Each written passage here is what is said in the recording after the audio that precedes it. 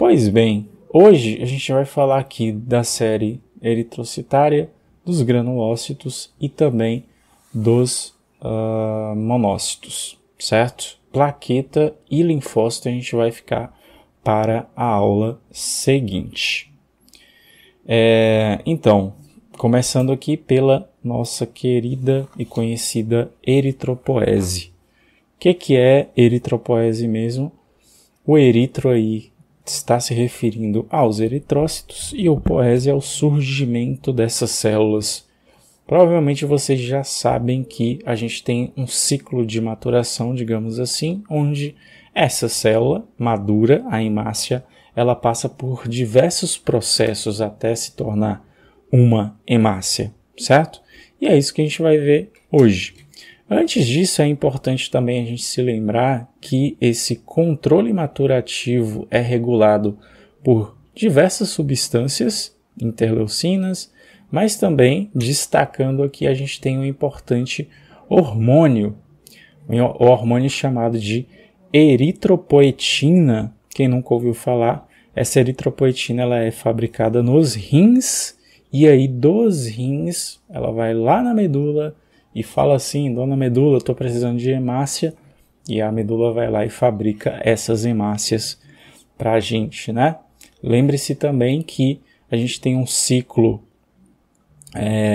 de vida dessas hemácias que dura aí mais ou menos 120 dias. Então por isso que a gente sempre precisa repor, né? Então vamos lá. Eritropoese, qual é a primeira célula que a gente vai falar? É o blasto dos eritrócitos, né? Que a gente chama aí de proeritroblasto, ou também a gente tem um outro nome aí conhecido como pronormoblasto. Algumas literaturas a gente vai encontrar dessa forma. E como vocês, espero que vocês tenham visto a última aula, a gente utiliza para descrever essa célula o que está presente nela, obviamente. Alguns elementos que a gente discutiu na aula passada, como por exemplo cromatina, citoplasma, presença de nucleolo, será?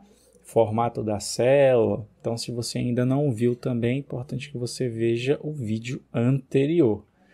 Então, esse proeritroblasto ou pronormoblasto, o que ele tem de características aí que a gente pode descrevê-lo, né? Quais são as características dele dentro desses elementos que a gente falou?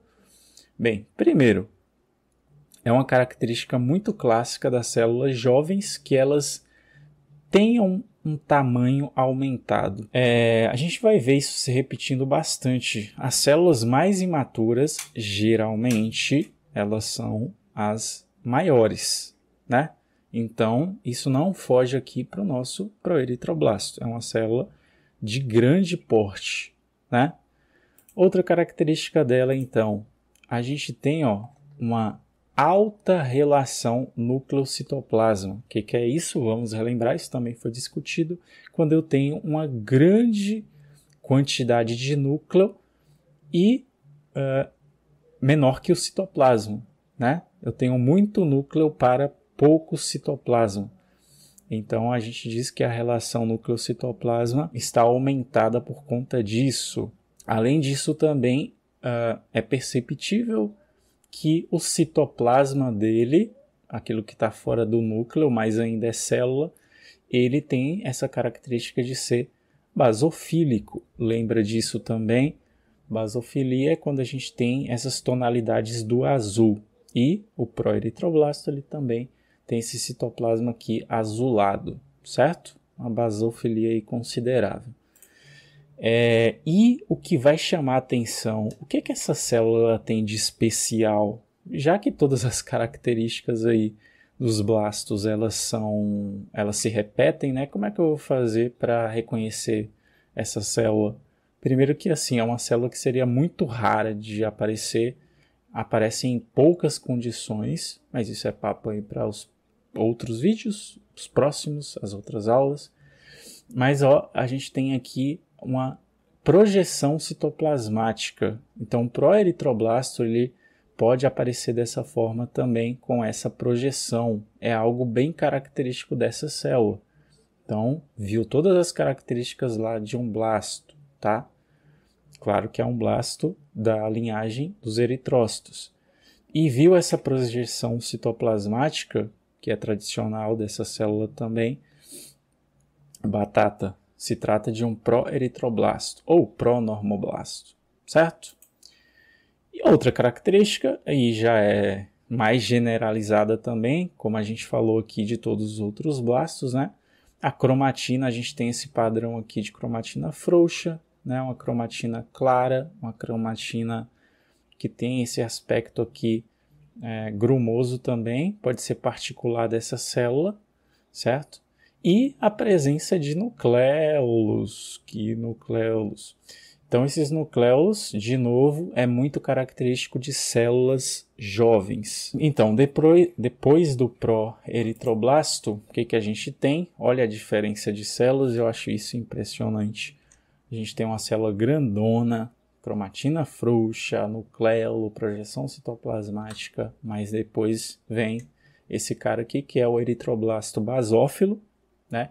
Uma célula que tem já um tamanho que está ali de pequeno a médio porte. Maior característica dele, deixa eu ver aqui se é a próxima, é isso mesmo, o citoplasma dele, pessoal, é intensamente basófilo, certo? Coloração aqui bem característica dessa célula. Outro detalhe muito importante para as células precursoras das hemácias é que o citoplasma dessas células são extremamente limpos, porque hemácia não tem grânulo mesmo. Então, a gente encontra essa outra característica, e particularmente para essa célula, tanto é que ele leva no próprio nome dele, né? É o proeritroblasto basófilo, tem essa intensa basofilia aqui no seu citoplasma. Outro dado importante é que ele também tem aí uma grande quantidade de núcleo ainda. Isso vai ser um padrão também para as células precursoras dos nossos eritrócitos. A gente também tem uma alta relação núcleo-citoplasma para essa célula. Outras características, aí ó, até em comparação, é sempre legal a gente fazer isso para reconhecer, para diferenciar uma célula da outra. A gente viu agora, de novo, o proeritroblasto, né? A gente viu que a cromatina dele era extremamente frouxa. Já aqui a gente vê que a cromatina é bastante condensada. Bastante não, né? Já está mais condensada do que a anterior, fazendo essa comparação aí entre os outros, certo? Continuando então, qual é o próximo? É o nosso queridíssimo eritroblasto policromático. Esse nome aí se deve à variação de cor policromático, né? É policolorido, digamos assim, essa célula apresenta aqui no seu citoplasma, já sem a basofilia do eritroblasto basófilo, já se encontra também com tamanho bem diminuído em relação aos dois, então a gente diz que é uma célula de pequeno porte. O que permanece nele? A alta relação núcleo-citoplasma, falei que era uma característica dessas células, né? Citoplasma é menos basofílico, como a gente acabou de falar, e ele já vai tomando, já vai perdendo essa basofilia, por característica, e aí a gente já tem aqui do lado as hemácias, tem essa tonalidade avermelhada, rósea, né? Colorações acidófilas. Então, a gente já vai perceber aqui, e pode perceber em outras situações, essa célula aqui se tornando mais acidófila, o citoplasma dela. Certo? Deixa eu ver o que tem mais dela. Claro, cromatina aqui, a célula está ficando madura, né? A gente vai ter aqui essa cromatina ficando mais condensada. Isso é bem perceptível aqui. Quase que não dá para ver em algumas regiões a passagem aqui dessa outra cromatina aqui mais clara. Então a cromatina escura, condensada, compactada, está se tornando mais evidente. E depois aí do nosso eritroblasto policromático, a gente tem o eritroblasto ortocromático. Também é uma célula de pequeno porte, né? Já está se tornando uma hemácia, mas eu quero destacar dois dados, duas informações que são bem típicas dele, que você conseguiria diferenciar de olhos fechados. Brincadeiras à parte, mas é muito clássica dele mesmo, né? Que características que são essas? A gente tem um citoplasma dele que geralmente vai se apresentar da mesma cor que as hemácias, porque ele vai se tornar uma hemácia, né? A outra é essa daqui. Esse núcleo aqui está quase expulso, quase sendo despejado. Então a gente vai ver aquele núcleo que é lateralizado ou excêntrico, né, como a gente fala. Então essas duas características aqui são bem típicas dessas células, são bem características mesmo, tá? Então a gente vai ver aqui um núcleo já bem compactado também, né, cromatina, mas não vai durar muito tempo não esse núcleo aqui, vai vir um macrófago aqui, ó, catar ele para ficar aqui no nosso próximo estágio também. Esse próximo estágio, a gente pode demonstrar ele de duas formas. Primeira forma, claro, o nome dele é reticulócito, tá? Não é hemácia policromática. Na linha de maturação aí das hemácias, a gente vai chamar ele de reticulócito mesmo.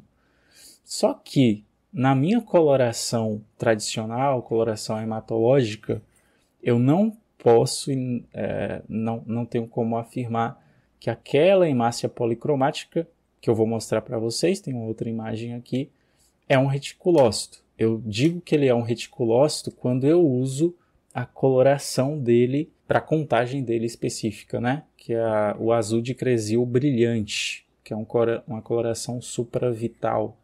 É um corante que cora a vida, que detecta a vida. Que legal.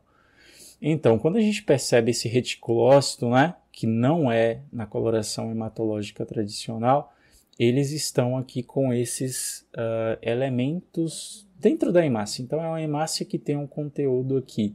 Esses pontinhos que a gente está vendo aqui são restos ribossomais, né? Só falta isso aqui sair para ele se tornar uma hemácia. Então esse é o reticulócito, só que isso daqui não é a lâmina hematológica. Como é que é então quando a gente vê esse reticulócito na lâmina com coloração hematológica? É essa célula aqui, ou melhor, é esse elemento aqui, pessoal. É uma hemácia que possui uma coloração azulada e geralmente também se apresenta com um tamanho maior do que as minhas hemácias, certo? É característico, é um reticulócito. É essa outra célula aqui, só que ela está corada agora sim com corante hematológico. Só que, como eu falei, eu não vou chamar ela aqui de reticulócito, só posso chamar naquela outra coloração, tá? Aqui a gente vai chamar esse elemento aqui de hemácia policromática ou policromatófilo, certo? É até uma situação digna de nota. Essa informação aqui, ela vai para o laudo. Beleza? Então, reticulócito, hemácia policromática, basicamente são a mesma coisa. Só que um eu chamo de hemácia policromática quando está corado com corante hematológico e o outro eu chamo realmente de reticulócito quando está corado com azul de Cressil brilhante. E aí, até que enfim a gente tem as nossas hemácias maduras. Essas hemácias maduras têm essa conformação quando está tudo normal, tá? Aqui são hemácias saudáveis, digamos assim. Quando saiu lá o RNA ribossômico, finalmente então temos a hemácia madura. Como é que se apresenta essa hemácia? Infelizmente, ainda a gente só consegue ver a hemácia aqui, microscópio, né, em 2D. Eu não consigo virar a hemácia para ver aqui os outros contornos dela em 3D, né? Mas se a gente pudesse ver ela, virar ela de um lado para o outro, a gente veria que ela tem essa característica aqui de ser bicôncava. Ou seja, ela tem esse halo aqui desse lado e do outro lado dela também tem esse mesmo lado. Parece uma boia, né? Interessante é o seguinte, esse halo que a gente vê aqui é exatamente esse halo que a gente vê aqui. A hemoglobina que essa hemácia possui e que vai ser importante para a gente, para o transporte de oxigênio para todos os nossos tecidos do nosso corpo, né? A hemoglobina ela está realmente concentrada aqui nas bordas da hemácia. Sabe por quê? Isso aqui facilita a entrega, né? Você imagina, ó, que isso aqui é o tecido, isso aqui é a hemácia, obviamente até está desenhada, é uma hemácia mesmo. Se a hemoglobina estivesse aqui no meio, demoraria mais. Já que a hemoglobina está aqui nas bordas da hemácia, é mais fácil para ela entregar o oxigênio, né? Que está ali associado à hemoglobina. Beleza, pessoal? Então, é isso. Essa foi a linhagem dos eritrócitos. Ainda temos alguns aqui para falar. Continuando aqui, a gente vai falar agora dos granulócitos. Passamos aqui a eritropoese, vamos falar dos granulócitos, certo? Que é o processo de produção dos mesmos. Quais são eles? Relembrando, basófilo, neutrófilo e eosinófilo. Tem alguns detalhes importantes, tem algumas características que obviamente vão diferenciar eles, tá? E tem um detalhe que eu conto para você um pouquinho aqui mais na frente, mas se você já olhar aqui, você vai ver que os caras eles têm o mesmo nome, mas não têm o mesmo sobrenome, né? Ó, mielócito basófilo, mielócito neutrófilo, tá? Isso aí eu conto um pouquinho mais na frente. Então vamos lá. Primeira célula que a gente tem aí no processo de maturação e que a gente não consegue diferenciar de um linfoblasto, a não ser que eu já tenha acesso a um teste mais específico, tá? Mas visualmente, quando a gente está fazendo a contagem, observando as características das células, a gente não consegue diferenciar. Ou melhor, até tem alguns detalhes que podem me chamar a atenção para a linhagem mieloide, tá? Por exemplo, presença de grânulos. A gente pode observar, certo? E isso é um detalhe que leva para o lado dos granulócitos. Então, temos aqui o nosso mieloblasto, características dele muito semelhantes às outras células, outros blastos, né? É uma célula de grande porte, alta relação núcleo-citoplasma, ou seja, tem muito núcleo para pouco citoplasma, quase você não vê citoplasma nessa célula. Outra característica importante dessa célula é que a gente tem ali uma basofilia branda, digamos assim. É uma basofilia discreta, né?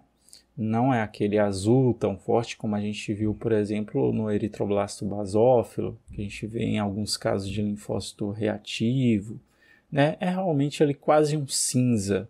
Além disso, a gente tem ali clássico, né?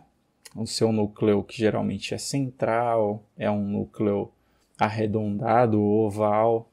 Padrão de cromatina, como se trata de uma célula jovem, cromatina frouxa, cromatina delicada. E por ser uma cromatina frouxa, isso facilita também para a gente a observação de nucléolos. Tá? Bem típico, nenhum segredo para essas células. Foi isso do mieloblasto. Próxima célula aí no processo de maturação, então, dos neutrófilos, né? A gente tem o promielócito. Então, o que a gente tem aqui, por exemplo? A gente tem, de novo, uma célula bem grande. E sabe um detalhe legal? É que, muitas vezes, o promielócito ele vai ser uma célula maior do que o seu antecessor. Isso é interessante porque, geralmente, a célula mais imatura ela é maior e aí a gente vai tendo a diminuição. Isso, por exemplo, pode não acontecer aqui na linhagem dos granulócitos. Então, o nosso promielócito aqui, além de ser uma célula grande, ele também vai ter ali uma relação nucleocitoplasma aumentada entre aspas, né? Porque em comparação, por exemplo, com o próprio blasto que a gente viu, a gente já vê aqui muito mais citoplasma, né? Então, fazendo uma comparação com o antecessor dele, ele tem ali uma relação nucleocitoplasma mais diminuída que o blasto, certo? A gente já consegue realmente ver aí uma porção desse citoplasma dele, que é um citoplasma ó, basofílico. A gente já percebe isso daqui. E é uma característica muito clássica dessa célula também. Muitas vezes a gente vai ver essa tonalidade aqui mais azul mesmo. Aqui a gente está vendo um lilás, um roxo. Essa basofilia dele pode aparecer mais intensa, aliás. Além disso, como se trata, de novo, uma célula jovem, né? A cromatina dele é classicamente também frouxa, pode se apresentar um pouquinho ali mais condensada que o blasto, né? Mieloblasto. E a gente também pode observar a presença de nucléolos. E é claro, outro detalhe que vai nos ajudar bastante a identificar essa célula é exatamente a presença aqui dessa granulação. Como não perceber a presença dessa granulação, que a gente classifica como granulação mais grosseira, né? É uma granulação primária. Vamos só relembrar, a gente tem esses tipos aí mais clássicos de granulação, né? Granulação primária, ela costuma ser granulação maior, mais esférica, mais escura, e a granulação secundária, que está presente nos caras mais maduros mesmo, tá? São granulações secundárias mais finas, mais pequenas, enfim. Então, deu para ver aqui que ele tem essa característica de ter essa granulação aí bem aparente mesmo, tá? Granulação grosseira, granulação primária. Então, depois do nosso promielócito, aparece um cara que já passa alguns indícios, né, do que vai se tornar. Tem muitos detalhes nele, é o mielócito.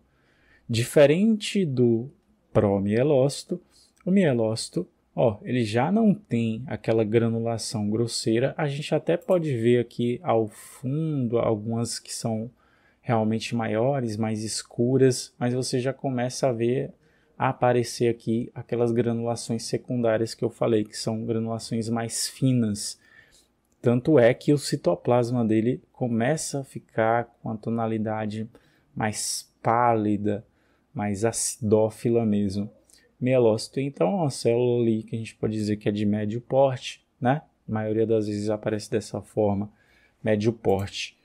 Relação núcleo-citoplasma, a gente pode dizer que não é tão diminuída, também não é tão aumentada, então a gente pode usar o termo moderada, tá? Que é quase meio a meio, não chama atenção para nenhum dos lados, certo?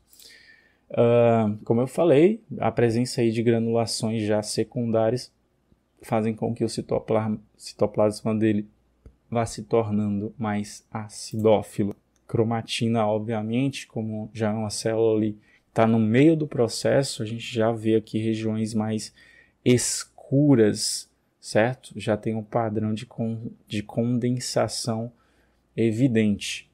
Claro que não vai ser mais condensada do que o próximo estágio e não vai ser tão frouxa quanto o cara que o antecedeu. Mas é perceptível que é uma cromatina mais condensada realmente.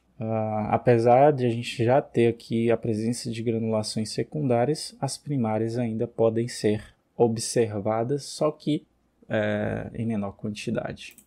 Próxima célula, então, no processo maturativo aí, depois do mielócito, a gente tem o metamielócito. E ele também tem uma característica muito importante que chama bastante a nossa atenção, mas antes disso tem outras informações, né? Ele também é uma célula ali de médio porte, né? Não é tão grande, não é pequena também. Ele fica mais ou menos do mesmo tamanho do neutrófilo, tá? Nosso metamielócito. Metamielócito é a relação núcleo-citoplasma dele. Aqui sim a gente já vai ter uma relação núcleo-citoplasma diminuída, porque como a gente está tendo a compactação da cromatina, ele vai se tornando cada vez menor, certo? Então, geralmente, a gente vai ver aí essa relação núcleo-citoplasma diminuída. A citoplasma dele a gente vê que as granulações mais finas já tomaram conta aqui. Claro que, obviamente, não está no estágio final, senão ele já era um neutrófilo, mas a gente já consegue ver essa coloração aqui mais acidófila mesmo.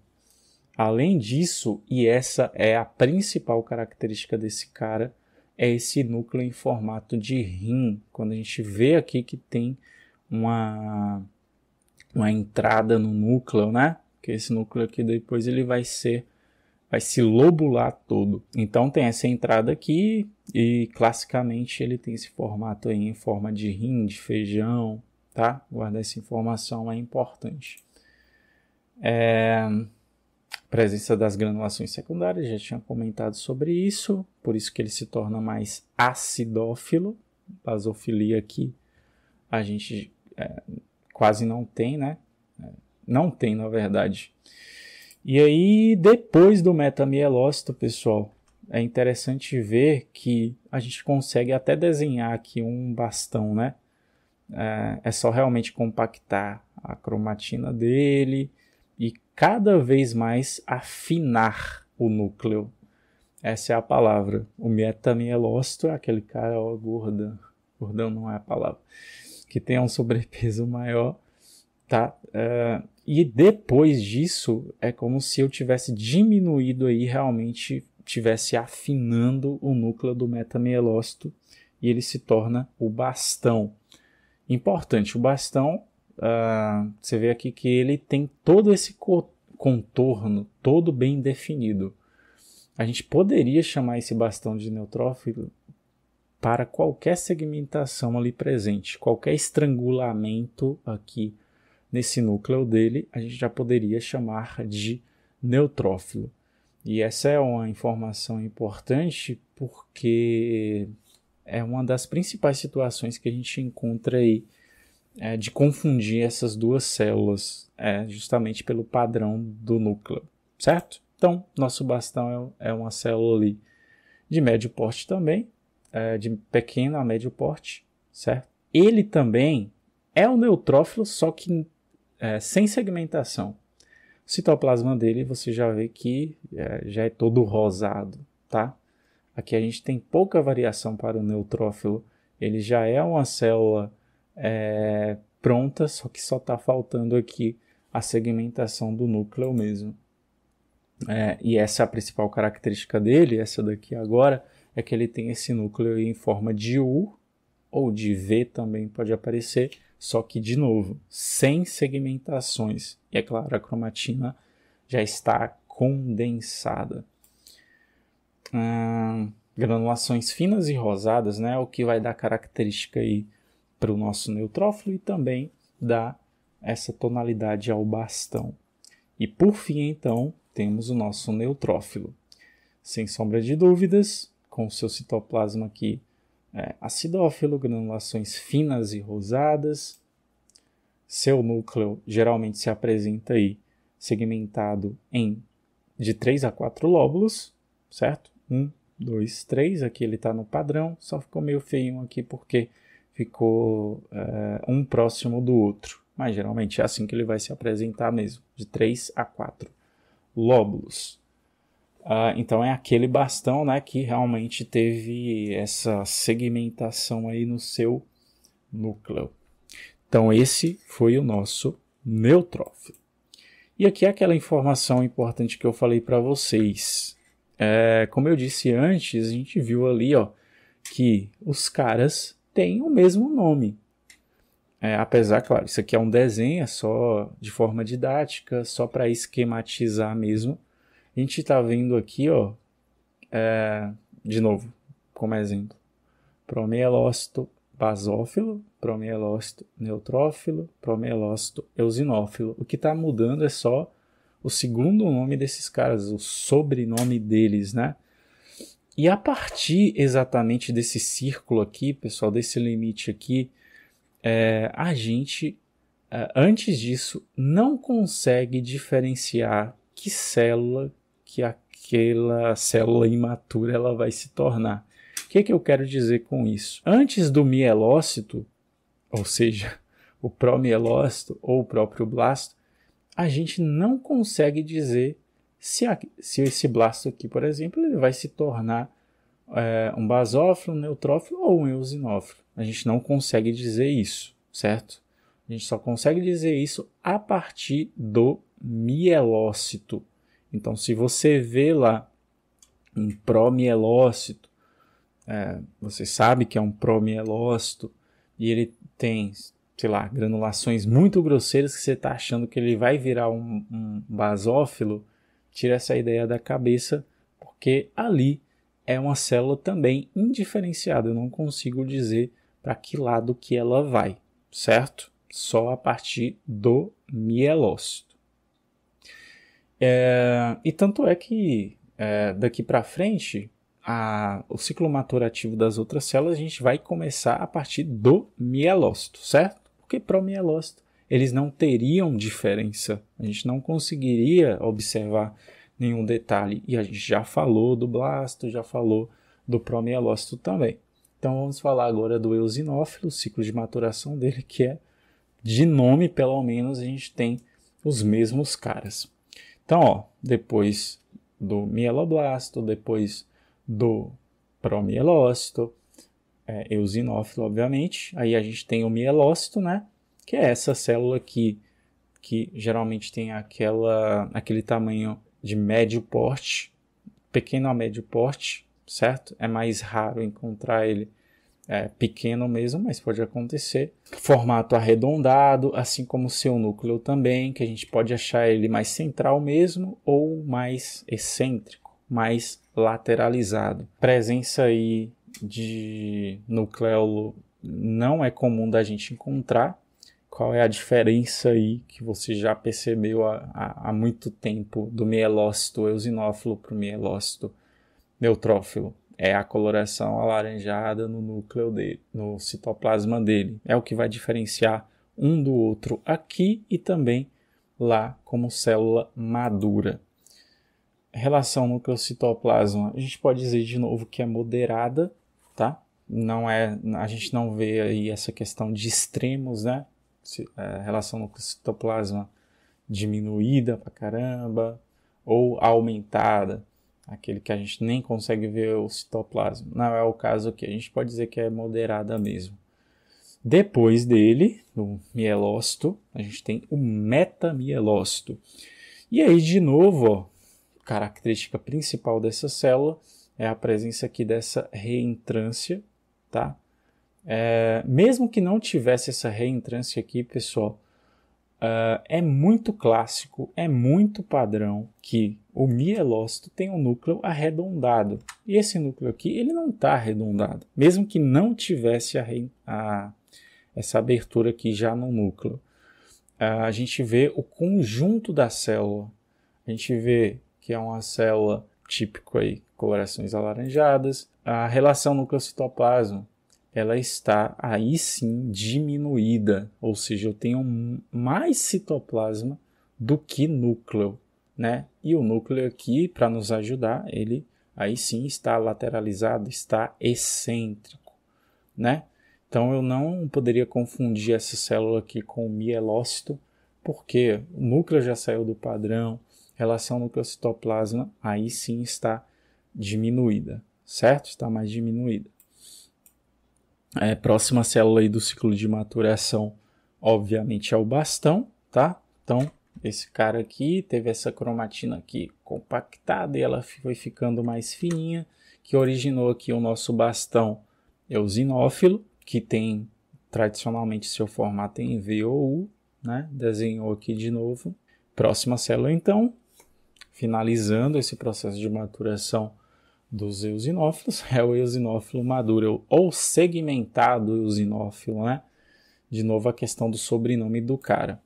Geralmente é uma célula de médio porte também, coloração acidófila no seu citoplasma, por conta da sua granulação alaranjada.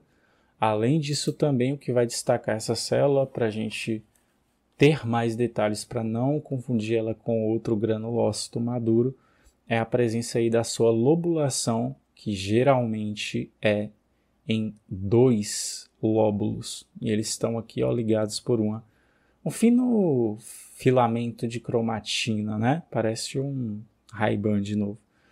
Parece um senhor usando óculos. Senhor Eusino. E aí a gente continua o processo de maturação também do basófilo, né? Não esquece. Mesma coisa. Tivemos o mieloblasto, depois o promielócito e depois o mielócito. Mas isso não seria um promielócito porque é uma célula grande, tem granulação grosseira, granulação grande.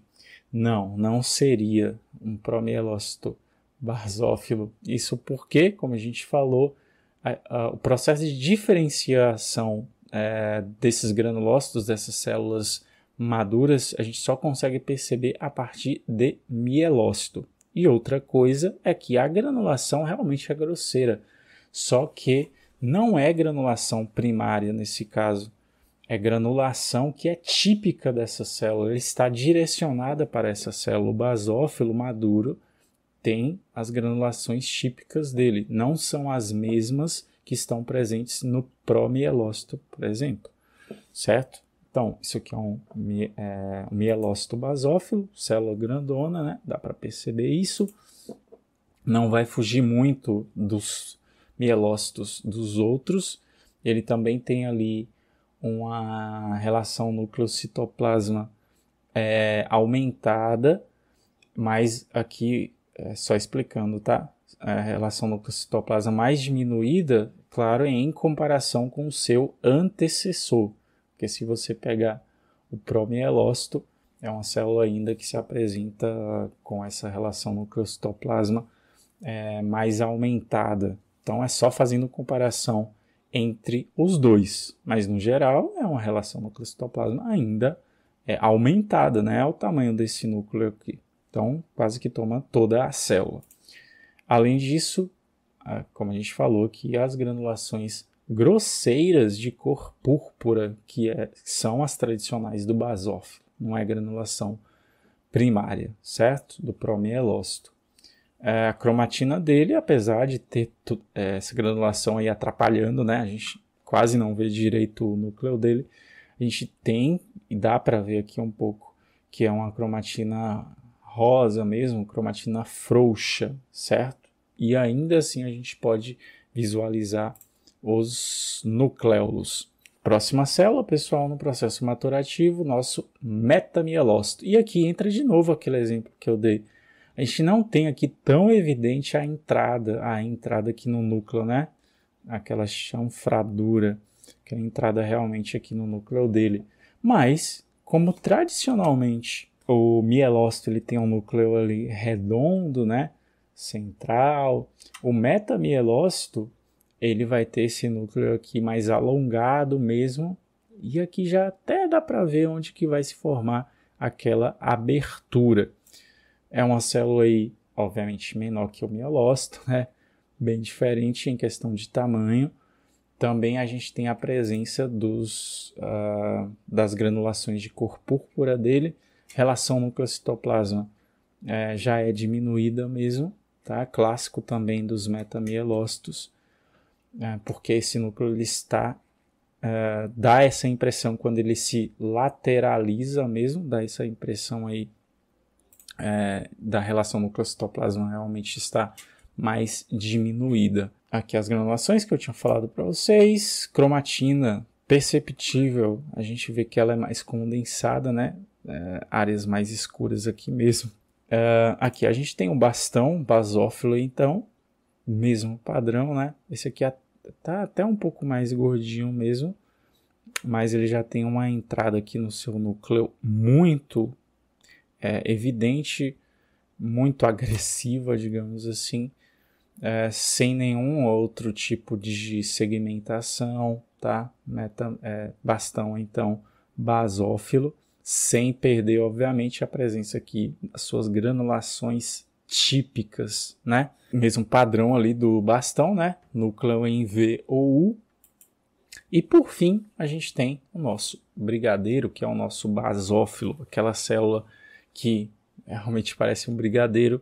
Você não vai conseguir ver aqui como que é o núcleo dele, exatamente por já estar tomado pelas granulações típicas dele, né? Ó, bem esféricas, de cor púrpura. É uma célula ali que também está em médio porte, é uma célula que muitas vezes, a maioria das vezes, a gente vai ver ele mais arredondado, tá? E, claro, de novo, tipicamente com essas granulações grosseiras. De novo, a granulação dele. E se a gente pudesse ver o núcleo do basófilo, como é que seria, né? Um núcleo que a gente fala que é bizarro, meio em formato de trevo, tá? E geralmente eles vão estar bilobulados. Ele se encontra bilobulado, duas segmentações então, só que o núcleo dele ele é bem irregular, certo? Como a gente fala, é meio bizarro mesmo. E é isso, esse é o nosso querido basófilo. E aqui coloquei os três para a gente não causar nenhum tipo de confusão entre eles, tá? A gente tem um neutrófilo, então, ó, descrevendo ele com sua granulação rosada, fina, seu núcleo geralmente de 3 a 4 lóbulos, certo? Segmentação de 3 a 4 lóbulos. O eosinófilo, muito diferente, né? Granulação aqui totalmente alaranjada. Aqui ele já fugiu do padrão porque está apresentando aqui 4 lóbulos, só para desmistificar a questão do padrão mesmo de 2 lóbulos, apareceu com 4 lóbulos. E, claro, nosso último aqui, o brigadeirinho, o basófilo, certo? Então, esses aqui são os nossos granulócitos, identificadas suas linhagens lá, sua família, né, até chegar a esse ponto aqui de maturação. Beleza? Granulócitos. Então, agora a gente vai ver os monócitos. E o nosso ciclo maturativo vai se chamar monocitopoese, ou seja, o processo de maturação, de produção dos monócitos. De maturação é melhor, né? Como você já percebe aqui, ele é mais curto, a gente só tem uma célula intermediária desses caras. Então vamos lá. Nosso monoblasto, então, também não vai fugir ali do padrão clássico dos blastos. Claro que existem situações e situações. Em algumas condições, principalmente os processos leucêmicos que envolvem os monócitos, a gente pode ter ali a presença de alguns blastos muito parecidos já com os próprios monócitos maduros, ou seja, com algumas projeções citoplasmáticas bem irregulares.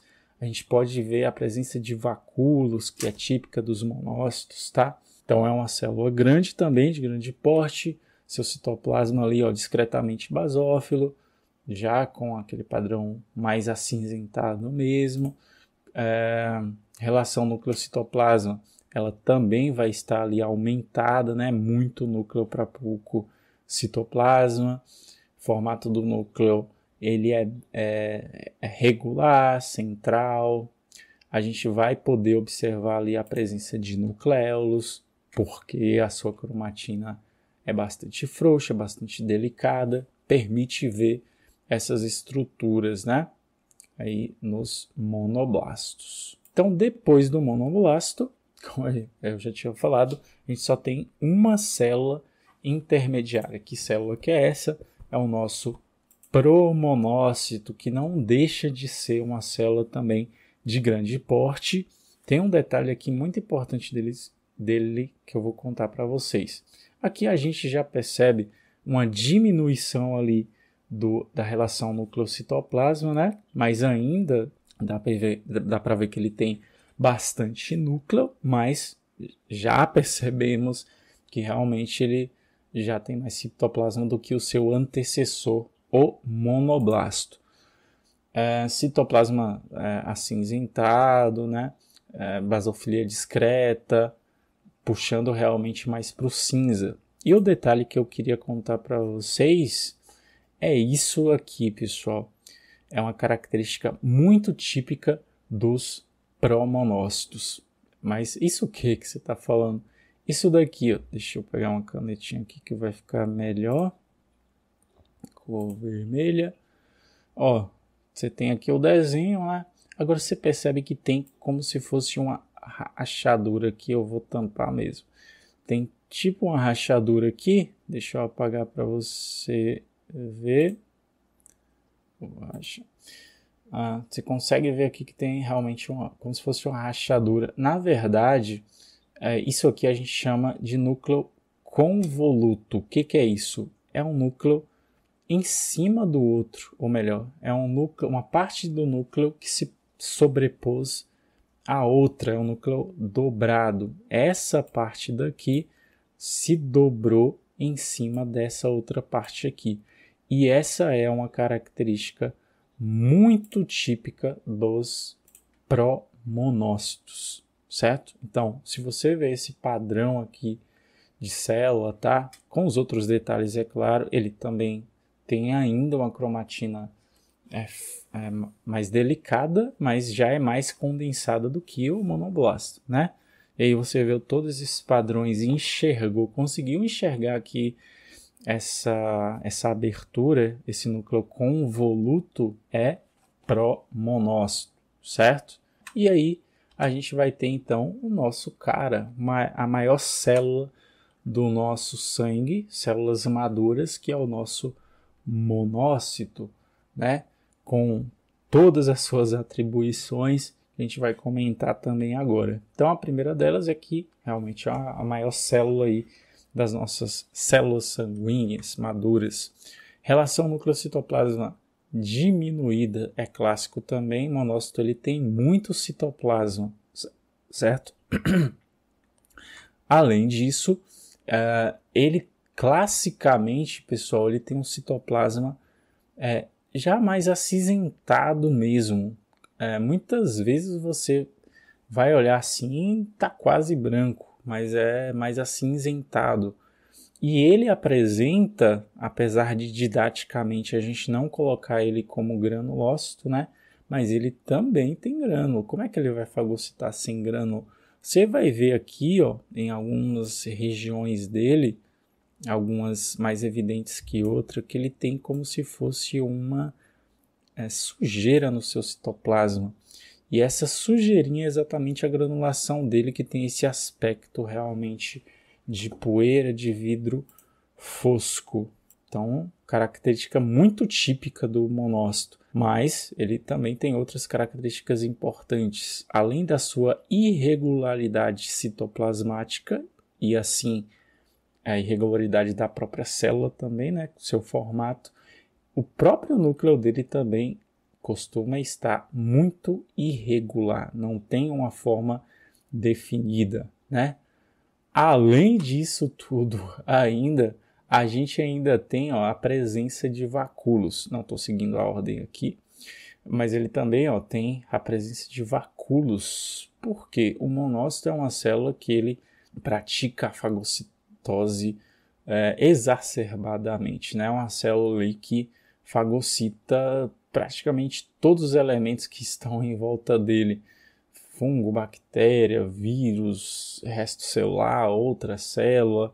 E aí por isso aparecem esses vacúolos que nada mais são do que buracos na própria estrutura dele. Porque no processo digestivo ele joga aí o conteúdo dos seus grânulos, as enzimas digestivas, e aí acaba fazendo esses buracos nele mesmo, porque ele fagocita bastante. E aqui tem um problema, que não é exatamente um problema, né, mas é algo que pode confundir a gente também. A gente falou, né, que padrão de cromatina mais delicada, mais frouxa, ele é muito tipo de célula imatura. Mas se a gente olhar aqui para esse monócito, ele tem essa cromatina mais delicada, mais frouxa mesmo, mais rosada, se a gente for comparar aí com os outros granulócitos, por exemplo, com o linfócito, né? Ele tem essa cromatina aí mais delicada mesmo. E além disso, a gente ainda pode observar os nucléolos, né? Lembrando que nucleolo toda célula tem. Algumas exibem, outras não. Tradicionalmente são células mais imaturas que exibem nucléolos, mas aqui a gente tem uma exceção. Apesar do monócito ser uma célula madura, ele também pode exibir esses nucléolos e, além disso, ainda tem essa cromatina aqui mais delicada mesmo. Então esse é o nosso monócito com todos os seus defeitos e qualidades. Na vacula a gente já falou, né? Que é algo realmente bem típico deles. Acho que foi, né, pessoal? Então é isso, pessoal. Encerramos aqui mais uma aula número 2 do curso contínuo de hematologia. Então é isso aí. Vou encerrando por aqui. Uma ótima semana para você. E não se esquece, dia 9. Sim. Se você ainda não deixou o like, deixa o like aí. Se inscreve no canal, muito importante. Beleza? E compartilha esse vídeo aí. Pessoal que está fazendo o curso, tem um grupo também no WhatsApp. Todos os links estão aí embaixo. Certo? Tchau, tchau então. E até a próxima.